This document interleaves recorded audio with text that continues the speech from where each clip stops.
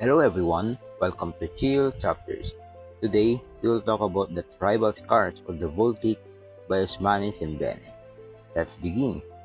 Ousmane Sembene's Tribal Scars, also known as the Baltic, is a short story that explores the meaning and the origin of the scars worn by certain African tribes.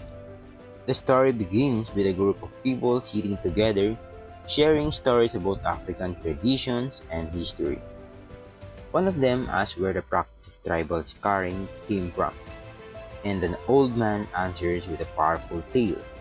He explains that during the time of the slave trade, when Africans were being captured and sold, some people began marking their faces with deep scars to make themselves unattractive to slave traders.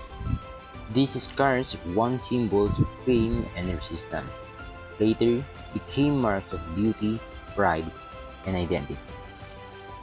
Through this story, Sembene shows how a painful history can be transformed into a symbol of strength and survival. The scars remind people of their ancestors' bravery and their fight against oppression.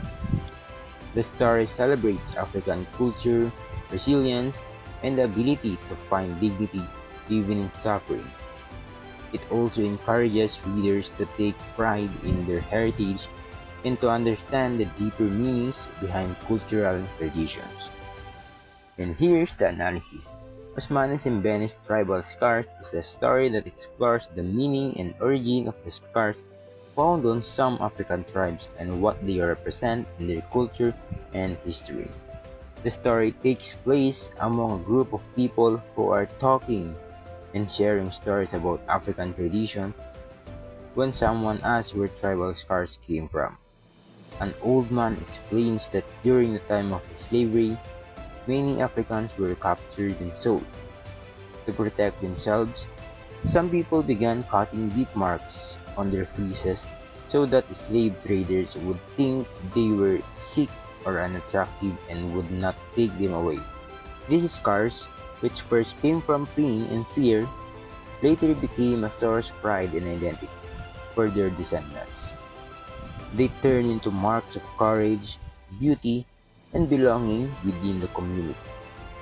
Through this story, Sembene shows how Africans transform their suffering into strength and how painful experiences can become symbols of pride and unity. He also highlights the importance of storytelling in keeping cultural history alive, as elders pass down lessons of bravery and identity to the younger generation. In the end, tribal scars teach us that the marks people carry, whether physical or emotional, can represent not only pain but also the strength and resilience that came from overcoming it.